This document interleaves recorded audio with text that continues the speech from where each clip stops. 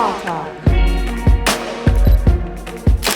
What's up, y'all? It's another episode of Small Talk where you have two queens, two perspectives, one topic. Asia, what we getting into today? Today, we're just talking about just coping skills. A lot of times we deal with different types of stress and all that type of stuff. And then it's like, how do we get ourselves back? Like back to us, just back to being good and okay. So just thinking about different ways that we cope. So Britt, for you, what types of situations do you feel like you're like, oof, they just get you? In my lifetime, you mean? Like I'd say a lot of things, whether it's, I don't know, relationship issues can get you somewhere.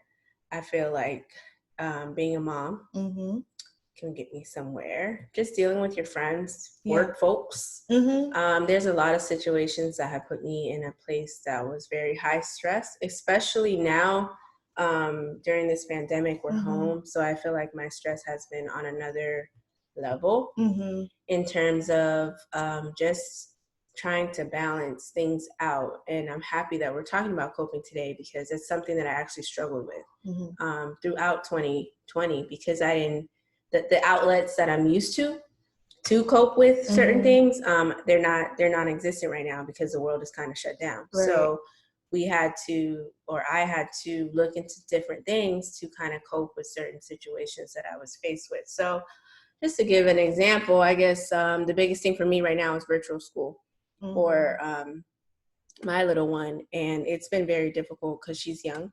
And sitting on a computer all day for someone her age has been very difficult for me, also trying to balance working at home. It's hard. And by the end of the day, for me, it's like, okay, after that, you get off the computer. What's the next activity? What are we doing? And then it's like, okay, it's time for dinner. Right. So you prepare dinner. And then it's like, get ready for bed and homework. And it's just so overwhelming that I didn't have time to cope with anything. So I found myself kind of just in speaking to a life coach that I had. She told me to make sure that you implement self-care. And we talk about it all the time. And for me, for a long time, self-care was like, go get your nails done, go get your hair done, go do whatever. Listen, at 9:00 in this house, she's put to bed, the TV turns up or the music is turned up. I blast that thing and I sing and I whatever genre of music I'm in the mood for, I sing, I dance, I let it all out. And that to me is my self-care. That's the way that I cope with that, release that stress for that moment. And then I prepare for the next day. I prepare for bed or do whatever it is that I got to do, but I make sure that I let it out somewhere, some type of way. I think that's so good. And I think like, sometimes with people, we all have different stressors in our life, right? So from like the bigger things, right, to having like a kid, number one, and then baby, doing virtual school and stuff like that. And then for me, it's not just the big things, right? So sometimes it could really be like, I'm in the mood for a certain kind of food. And I think I have it, or I don't feel like cooking it. I'm stressed, right? Or if I don't feel like driving to the store, or I have to go somewhere, and some people are going to be like, really? Or I have to go somewhere, and then when I get in my car, or if I'm running late for somewhere, I get in my car and I'm like, I was supposed to put gas in this thing. And it's just like another thing that's like out of the, that kind of is, it makes things out of the way. So for me, I realized a lot of times where I realized that I was like, oh, I really need to cope with this or have different types of coping skills is when, because I thrive. I don't want to say I thrive, but I usually have a high level of stress anyway. So I feel like my threshold is a lot higher. So it's always actually those little things that end up pushing me over the edge. And I'm just like, it becomes more magnified than it really needs to be. So like I might have a stressful day at work and, in being in leadership, right. And dealing with like my team and then doing the admin stuff and talking to stakeholders and all that might be, and dealing with crisis from the young people that I work with, that's like high level of stress. Yeah. And then on top of that, then afterwards it's like, and I don't have no food in this house. Oh, hangry. And then for me, I really had to get to a place though where I'm like, okay, sis, like, there's no need for you to be having this attitude, right? Like it's just unnecessary. Yeah. And then sometimes for me at first it was sleep. So like, you know what? I just need a nap. Yeah. But then who can take a nap these days? Yeah. You just have so much on your plate.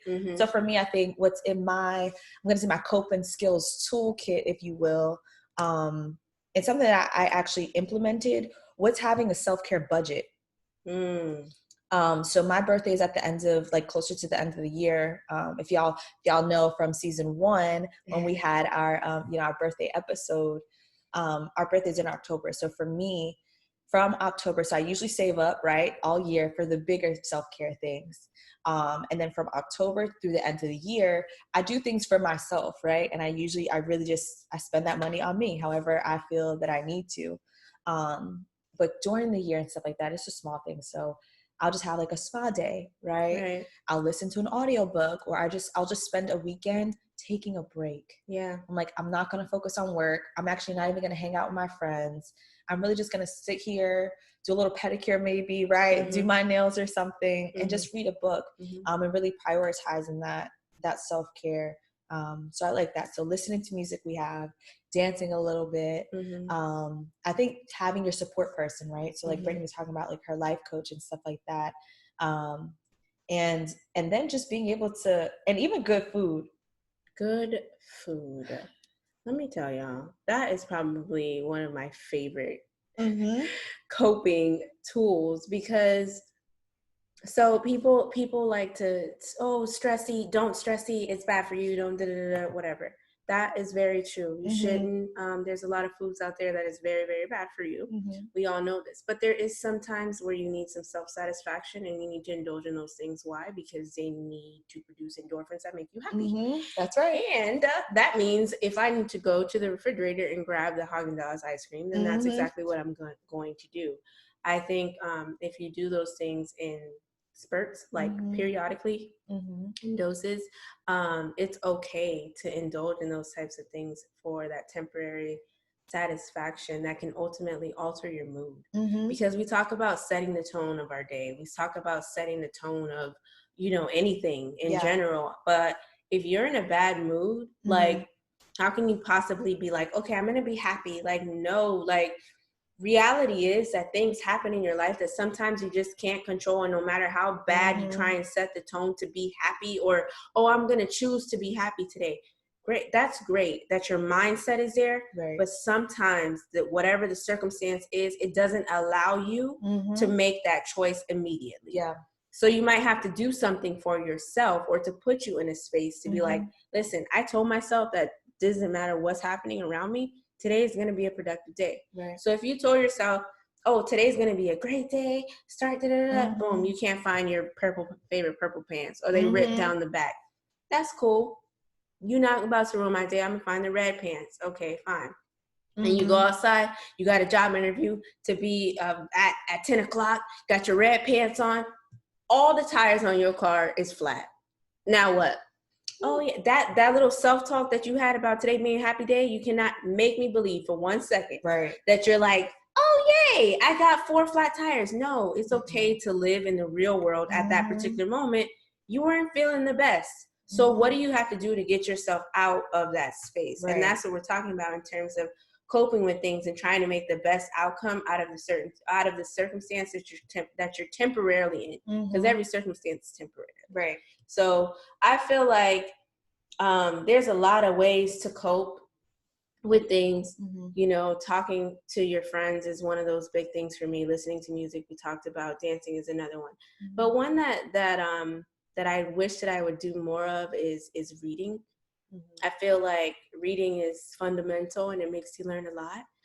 But it helps you educate yourself a little bit more, in terms of just allowing your brain to kind of travel somewhere else, and not necessarily think about the issues at hand. So that's another skill that I think that I kind of pull out of my bag. And being alone.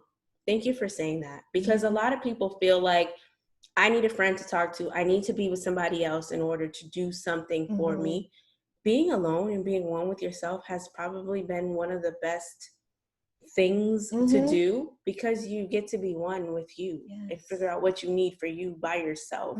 That's when you can actually listen to your mind and your thoughts and process all of these things. So definitely being alone. And I think a lot of times too, like our lives are surrounded with people, right? So whether you are at work, whether you are with your family or with your friends, like it's very rare that we actually spend time alone with ourselves. So I think that's why for me, that's why I actually prioritize that, because a few weeks ago, actually, I did that. I was like, you know what? I'm gonna just have a me day. I'm gonna take myself to have a nice meal. So I'm not really a sweets person, right? So for me, when I'm like, I need to have good food, I'm like, oh, I'm gonna get me a meal and enjoy that meal, right? But for me, it was like, oh my goodness, like this is really like, it was just so soothing to just kind of be in a space and not have to talk. I don't know about y'all, but sometimes I don't feel like, I just don't want to speak. I don't want to speak. I don't want to have to think about other people, right? Like just in that moment, or are they good? Are they okay? It really just gave me an opportunity to really check in with myself and to just be, which is so hard to do, I feel like, a lot of the times. But I think no matter what works for you, right? Like your coping skill, what's in your toolkit, if you will. I feel like that's something that you need to plan out now when you're not in such a high stress situation. So that you kind of know, like, all right, you know what, if I have a bad morning or if this goes wrong, right? Like have those friends that you can call, right? Have those moments, even if you are able to, to work, don't be afraid to have like a mental health day, right? Or just a self-care day. I think that's really, really important. And even like for me, I know like when I have a bad morning, I'm like, I actually have I don't want to say like a special kind of coffee, but I do actually have like a particular coffee that I'm like, you know what? This is my, I needed this one coffee, right? In the morning time. So I think it's really important that you just kind of plan ahead, because life is going to happen. We're always going to have stressful situations that come up. And you just kind of plan ahead a little bit, and life is unpredictable, right? So to Britt's point, it's like, if everything goes wrong, what is that one thing that you can kind of keep in your back pocket that's going to bring you just a little bit of joy that day? So even if it's like, you know what, these tires are messed up, I got to get to this place, you know what, I'm gonna just put on this playlist, because at least from this drive to my house to the place where I have to interview, I could just rock out for a little bit, right? I just think it's super important to just always be mindful of that, continue to put you first, and don't feel guilty about it. And we say that all the time. But I think it's one of the best ways to cope, to give voice to what you're feeling too. Something else we also talk about is feel what you need to feel when you need to feel it. Just don't stay there. And so for me, I think that's what's super important. It's needed when we think about coping, when we think about self-care. And something that I think is really important, especially as we are going just into the new year, starting the new year, just being in a new place, a new season. Just make sure that you are doing what you need to do to be the best you. And setting yourself up for success, and joy and gratitude and all the beautiful things of life. Yes, ma'am. Yes, ma'am. So a couple takeaways. I want all of my listeners, all of our listeners, to understand a couple things here. Ask yourselves, what do you do to cope when you get into a situation where it's very high stress for you and you just don't see the light at the end of the tunnel? Write those things down. What do you do for you? Even if you have to return to those things to remind yourself, okay, this is what I said I was going to do. Even if you don't start doing it right away. Aisya mentioned planning ahead. That's very important. Plan. It doesn't hurt to plan. Sometimes it doesn't go as planned, but at least you have a plan in case you need one. So planning ahead is very important. We talked about our different types of coping skills in terms of dancing, listening to music, whatever it is, that stimulates those little happy muscles in your mind, in your brain, and the smile. What do they say? It's more muscles to frown than it is to smile. Remember that. So do that for yourself. Write down those coping skills. You're going to get through it. Analyze, evaluate everything. And most importantly, like Aisya said, remember to keep you first. You're doing things always to become the best version of yourself. And this has been another episode of Small Talk. 2 queens, 2 perspectives, 1 topic. We'll catch y'all later. Peace. Bye.